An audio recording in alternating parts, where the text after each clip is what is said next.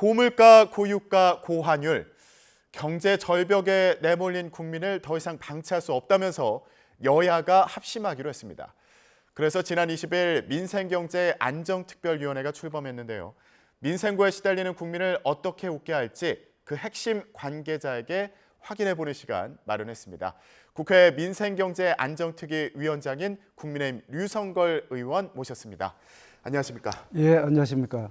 예, 바쁘시겠어요. 특위가 이제 정식 출범해가지고 벌써 첫 번째 회의까지 하신 거죠? 예, 첫 번째 회의는 26일 화요일 10시 반에 개최를 했습니다. 예, 이틀 전에 회의를 하셨는데 일단 이 특위가 어떤 일을 하는 건지 그리고 또 권한이 또 세다고 들었습니다. 예.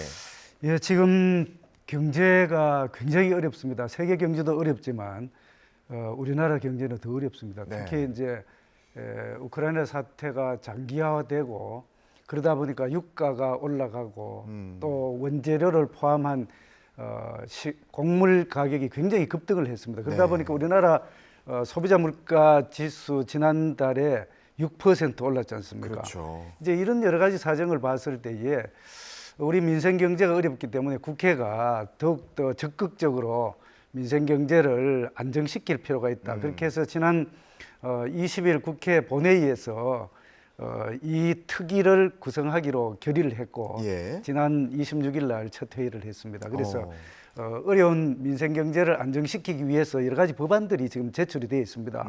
시급하게 처리해야 되기 때문에 그 시급하게 처리해야 되는 법안을 심사하고 최종 의결할 수 있는 권한을 저희 특위가 가지고 있습니다. 아, 그렇군요. 예. 그러면 상임위원회처럼 법안 심사를 하고 여기를 통과하면은 본회의에 올라가는 거예요?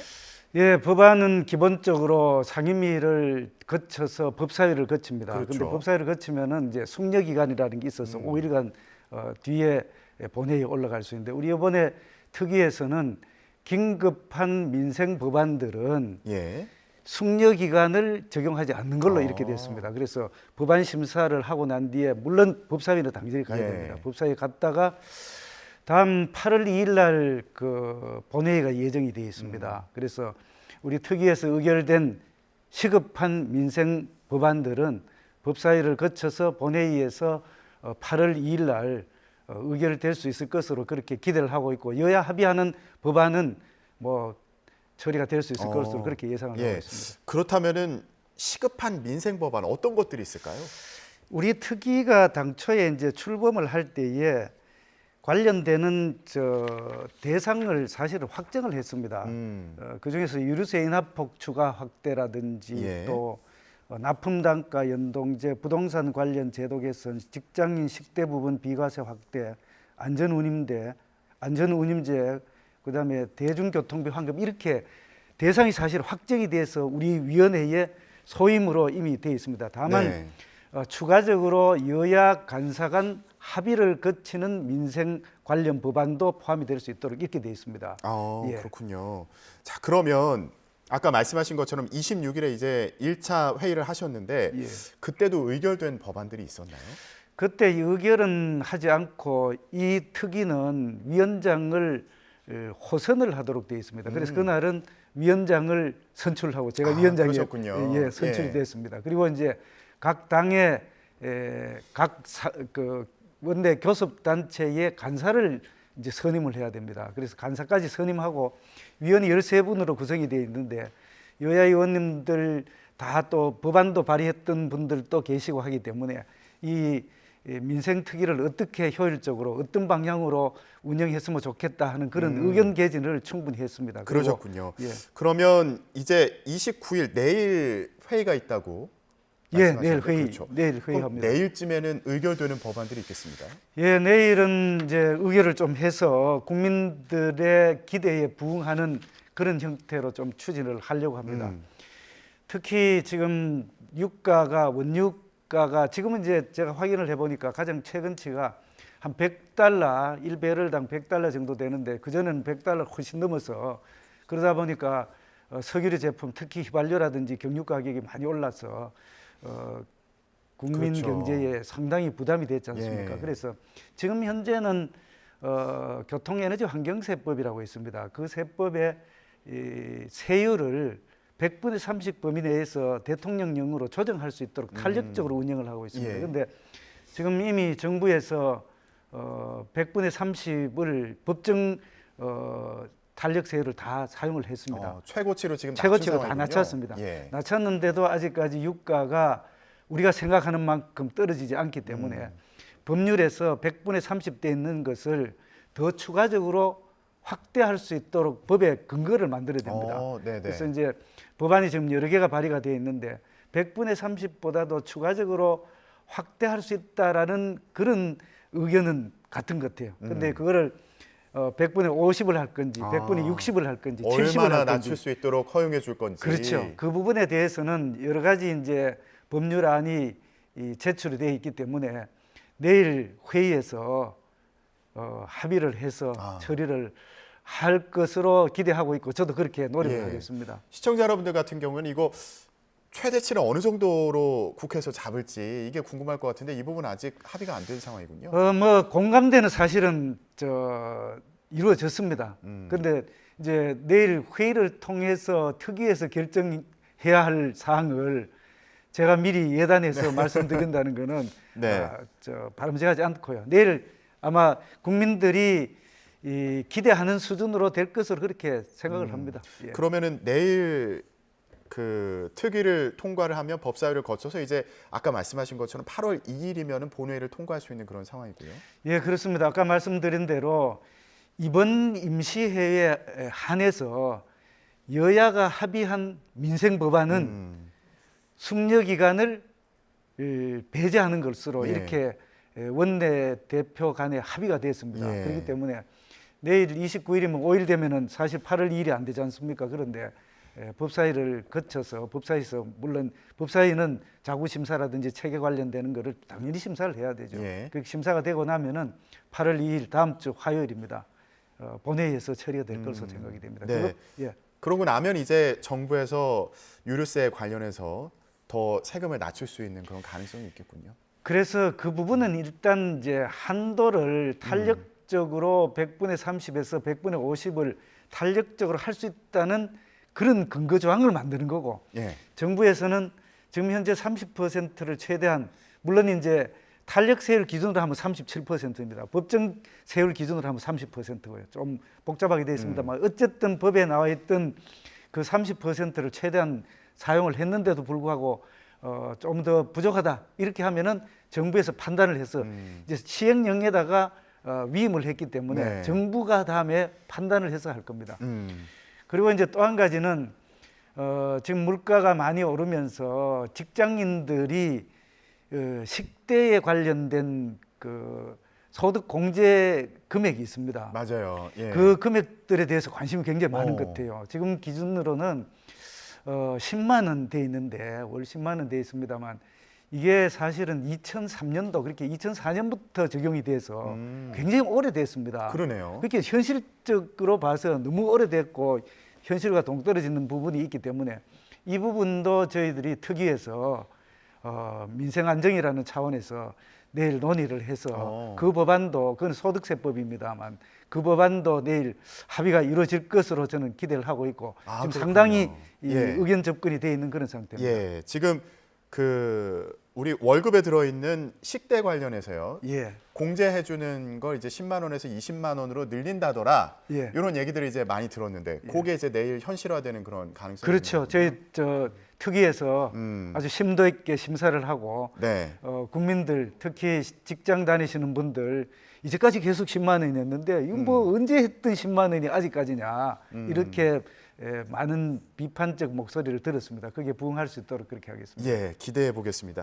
위원장님, 그런데 특위에서요 부동산 분야 관련해서도 논의하신다고 들었어요. 우선 어떤 부분을 얘기하는 예, 겁니까? 그래서 부동산 관련돼서는 아까 제가 20일 본회의에서 우리 특위에 주어진 임무 중에 부동산 관련 제도 개선이라고 이렇게 포괄적으로만 되어 있습니다. 그러니까요. 다른 분야에 대해서는 법률을 좀 더 명시를 네. 했는데 부동산 관련돼서는 법률 명시가 안 되어 있습니다. 그렇기 때문에 이 부분에 대해서는 여야 간사 간에 합의를 해서 그렇게 된 법안에 대해서 심사를 할 예정입니다. 그렇습니까? 아직까지는 우리 특위의 그 활동 기간이 10월 31일까지입니다. 그렇죠. 석 달 남짓한데 아직 그 부분에 대해서는 여야 간사님들 합의가 되면은 저희들 논의를 하도록 하겠습니다. 그런데 이제 그 중에서 특히 네. 금년도에 바로 처리해서 해야 될 그런 부분들이 없잖아 있습니다. 예를 들면은 종부세 관련돼서 종부세는 6월 1일 기준으로 그 부동산을 소유한 분들에 대해서 대상은 확정이 됐습니다. 근데 종부세의 과표를 어떻게 할 건가 하는 부분들에 대해서 여러 가지 의견들이 있기 때문에 그 부분에 대한 게 논의가 될 수 있다면은 우리 특위에서도 한번 논의를 해보겠습니다. 다만 지금 상임위를 포함해서 원 구성이 완료가 되어 있기 때문에 예.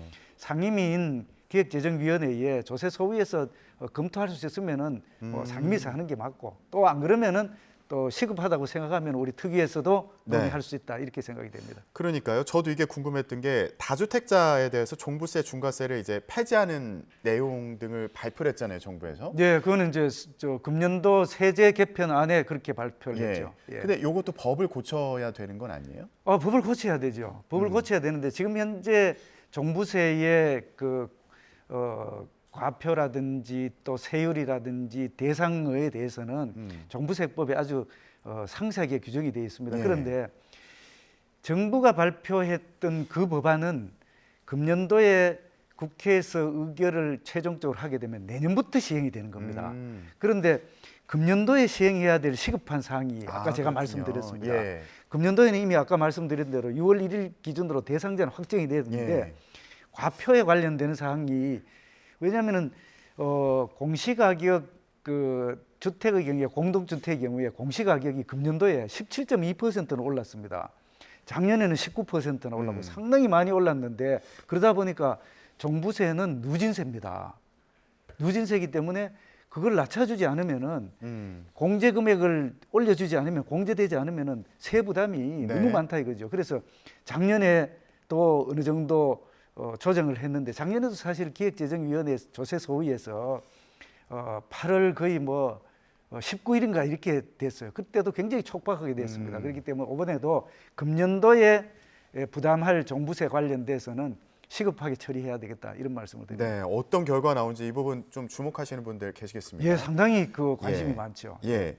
자, 그리고요. 최근에 의원님께서 좀 언론에 또 나온 부분이 있으시더라고요. 예. 그랬어요. 예. 예, 정부가 청년 채무조정 지원 대책을 발표를 했는데 이게 코인 B2나 영끌족에게 혜택을 주는 거 아니냐 이런 논란이 좀 있었어요. 근데 의원님이 그런 게 아니다 이렇게 설명하신 부분이 있어가지고 다시 한번 좀 여쭤보고 싶어서요. 예, 다시 말씀을 드립니다만 강조해서 말씀을 드립니다만 청년 채무조정 지원 대책이 B2나 또 영끌 이렇게 채무를 탕감해 준다 하는 것은 오해입니다.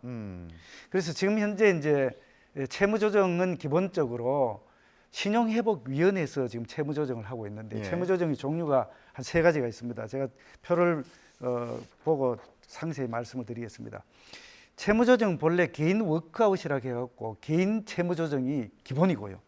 그거 이전에 하는 게 프리워크아웃이라고 하는 게 있고 그다음에 신속 채무조정이라는 게 있는데 이번에 정부에서 금융위가 지난번에 발표를 할 때에 신속 채무조정 그 프로그램에다가 청년을 대상으로 한 특례 조항, 특례 프로그램을 만들겠다. 예. 이렇게 되어 있습니다. 그러니까 결국은 기존에 하던 신용회복위원회가 가지고 있는 프로그램에다가 신속 채무조정에다가 청년을 대상으로 하는 프로그램을 새로 만든다 이렇게 보시면 됩니다. 그럼 결국은 뭐냐면은 신속 채무 조정 관련되는 규정이 다 적용이 됩니다.